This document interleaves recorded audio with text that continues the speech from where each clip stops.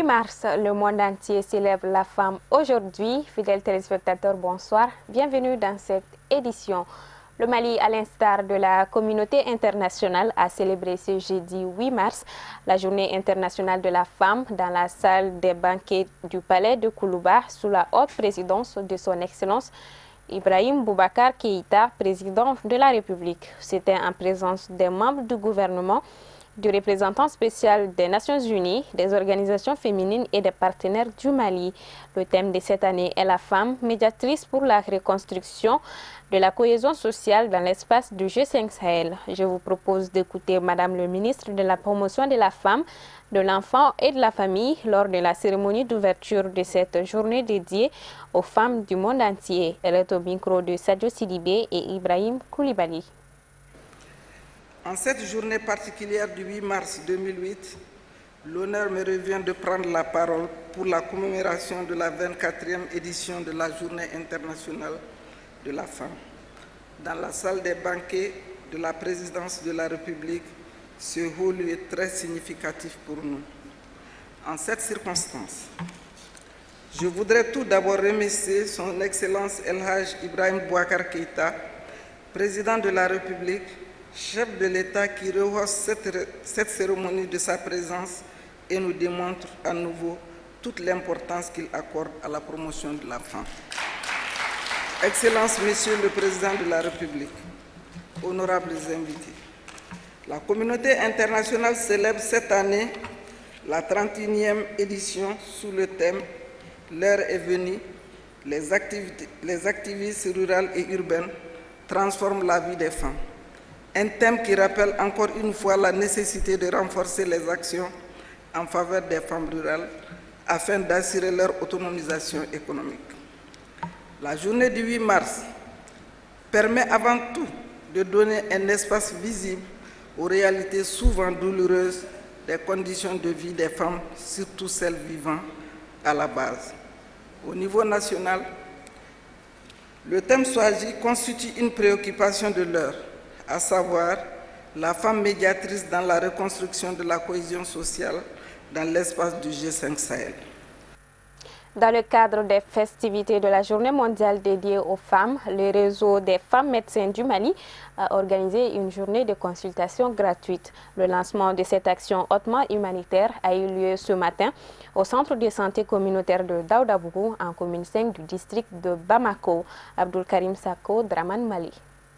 À l'instar du reste du monde, notre pays célèbre ce jeudi le 8 mars la journée mondiale des femmes. C'est dans cette optique que le réseau des femmes médecins du Mali a initié cette journée de consultation médicale gratuite qui porte sur plusieurs maladies, notamment le diabète, l'hypertension artérielle, le dépistage, la planification familiale et j'en passe. Ayant apprécié à juste titre ces activités de santé publique, les responsables de la commune 5 du district de Bamako ont tour à tour félicité et encouragé le réseau des femmes médecins du Mali pour cette bonne façon de célébrer la journée qui leur est dédiée. Une fois de plus, ces braves femmes que vous voyez n'ont ménagé aucun effort pour qu'aujourd'hui, 8 mars, ne soit pas seulement la revendication des différents droits, mais aussi l'investigation de ces femmes par rapport au développement de notre communauté. Et en cela, je dirais que nous, élus en commune 5, nous restons disponibles à tout moment, à tout instant, pour tout ce qui est la santé, parce qu'il n'y a pas de vie sans santé. Et il n'y a pas de vie sans femme. Toute personne qui vit avec la femme vivra mieux. Et vive le 8 mars pour que le 8 mars reste à jamais. Cette journée offre l'occasion au réseau des femmes médecins du Mali de faire bénéficier de leur savoir-faire aux populations à travers ces consultations gratuites et l'octroi des médicaments grâce à l'appui de leurs partenaires. C'est avec un réel plaisir que le RFM, avec l'appui technique et financier des partenaires engagés, organise cette journée en faveur de la population de l'aire de santé de Daoudabougou et environ. Nous nous sommes retrouvés aujourd'hui à Daoudabougou pour mettre notre savoir-faire et notre savoir-être au service de la population de cette aire de santé.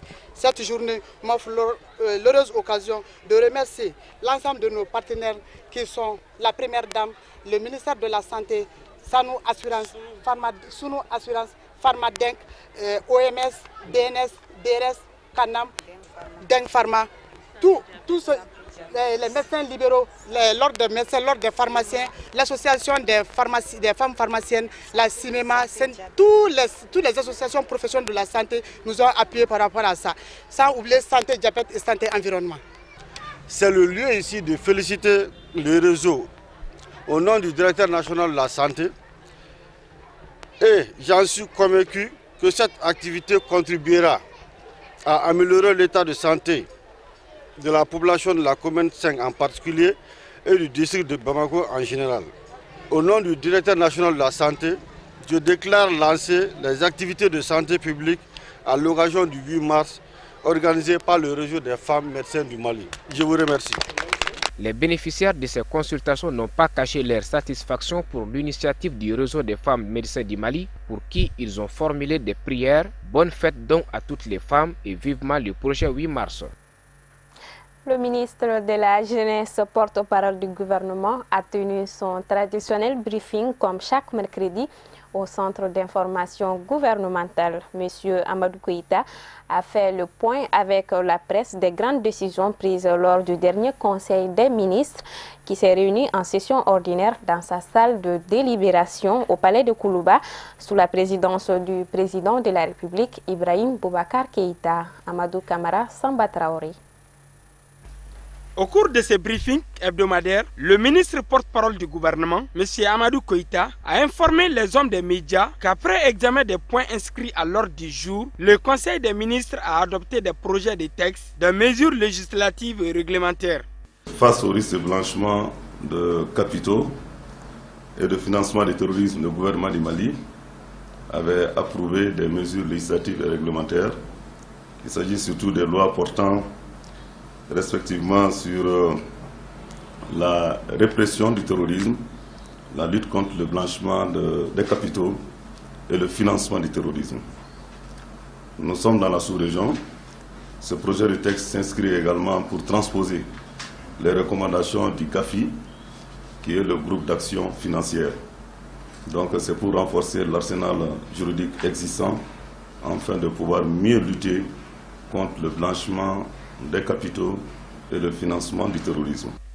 Le ministre de l'économie numérique et de la communication a fait une annonce sur les nouvelles mesures prises par le gouvernement du Mali sur l'utilisation des tablettes par les membres du gouvernement.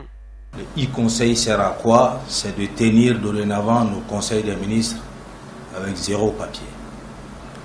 Le premier module qui a été lancé aujourd'hui, comme je l'avais dit, consiste à rendre les préparations des conseils des ministres plus simples. Et la première chose qu'on a dû expérimenter concerne les nominations. Il s'agit des mesures individuelles. Ce qui est important à souligner ici, c'est que cette solution a des avantages, non les moindres, des avantages très importants, comme gagner par exemple en temps et en efficacité de traitement des dossiers, réduire les charges en termes de papier, de fourniture de bureau, synonyme d'économie, tracer tous les traitements qui sont faits dans le système en détectant ceux qui ont eu à faire des opérations à telle période et au moment T, et chose aussi plus importante, de rendre nos nominations plus confidentielles. La dernière des choses, il s'agit aussi de plus faciliter la recherche documentaire par un système d'archivage électronique. On salue cette initiative dans la mesure où ce sont les compétences locales, nos ingénieurs qui ont eu à concevoir et à développer cette application. On n'a eu besoin d'aucune compétence étrangère pour développer cette solution. Mention spéciale à nos ingénieurs de l'Agence de gestion et technologie de l'information et de la communication, la GETIC, et ceux du secrétariat général du gouvernement. L'application est installée sur serveur au niveau du secrétariat général du gouvernement. Pour assurer la bonne formation, le suivi et la maintenance, on a mis en place un comité de veille qui est composé de ces ingénieurs qui ont participé à la conception et à l'élaboration de cette application. Cette rencontre hebdomadaire qui vise à informer l'opinion nationale cadre parfaitement avec les mesures d'urgence sociale du président de la République Ibrahim Boubacar Keïta. Et nous retrouvons Ousmane Sogoré pour le point de l'actualité africaine. C'est tout de suite en bref et en images.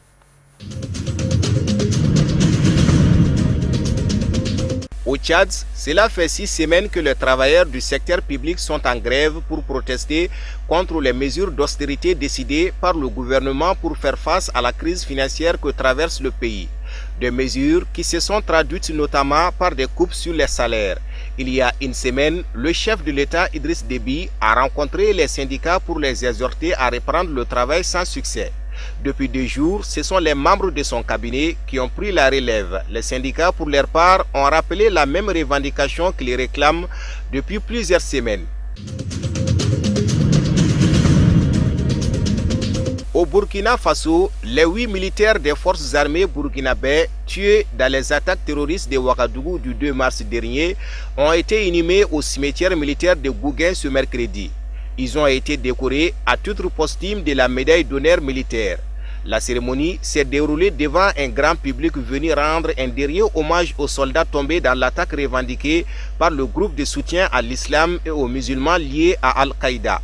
Le général Oumarou Sadou, chef d'état-major général des forces armées, a salué le courage et le sacrifice de ces hommes tombés sur le champ de bataille. Mais il assure que le Burkina Faso ne baissera pas les armes tant que les terroristes ne seront pas vaincus.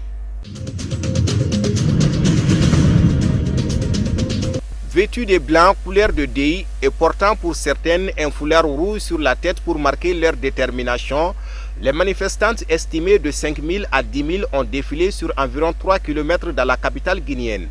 En brandissant les banderoles sur lesquelles on pouvait lire « Trop de morts, l'État dort encore, non à l'injustice, libérez nos enfants » ou encore « Alpha rime avec crime » en référence au président guinéen Alpha Condé. Les forces de sécurité n'étaient pas visibles le long du parcours. La Guinée est confrontée depuis un mois à des manifestations qui ont fait au moins une douzaine de morts, dont certains tombés sous les balles des forces de l'ordre.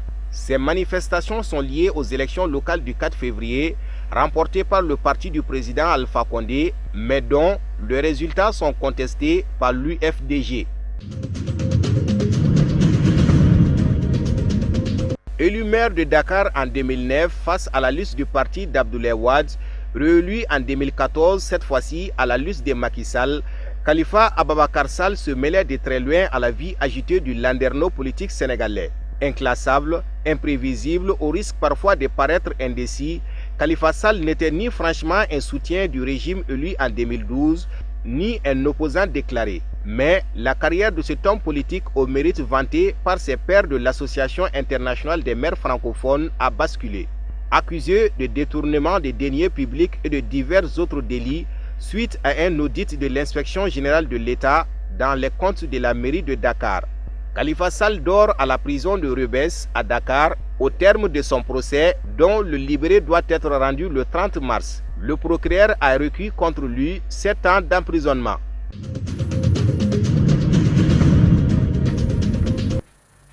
Sport football, 16e de finale des tours préliminaires de la Confédération africaine de football.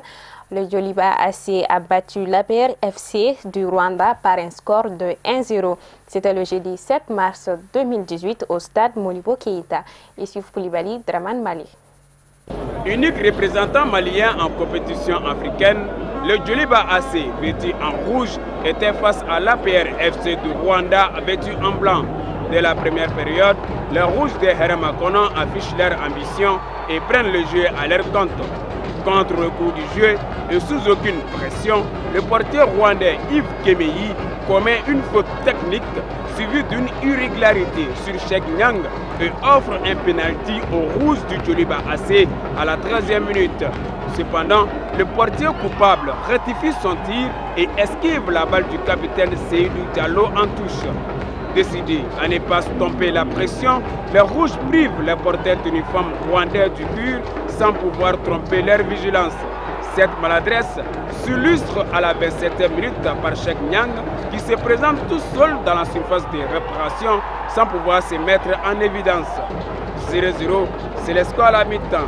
En seconde période, le coach Fanieri Diarra maintient sa stratégie du jeu et intensifie la pression sur les visiteurs. Retranchés dans leur propre camp et sous la puissance du feu de la ligne offensive des Rouges, les Blancs de l'APR commettent l'irréparable à la 48e minute en effectuant une remise favorable à Cheikh Nyang qui expédie la balle au fond des filets rwandais. Les nôtres profitent de cet ascendant psychologique et tentent de se mettre à l'abri d'une éventuelle surprise en multipliant les assauts dans les camps adverses. À la 90e minute, sur une contre-attaque 10 brillamment de l'APR, le portier de Djolobi sauve ses meubles. 1-0, c'est le score final entre l'APR du Rwanda et le Djoliba AC. Au football, tout est possible. Djoliba, c'est une grande équipe, on l'a vu, et on s'attendait à ça. Donc, stratégiquement, il fallait jouer, ne pas ouvrir tout le temps et attendre que le soleil aussi, la température baisse un petit peu. Comme j'ai dit, on joue à 25 degrés chez nous. Ici, c'est 40, 42. Le corps humain doit s'adapter à tout ça. Voilà.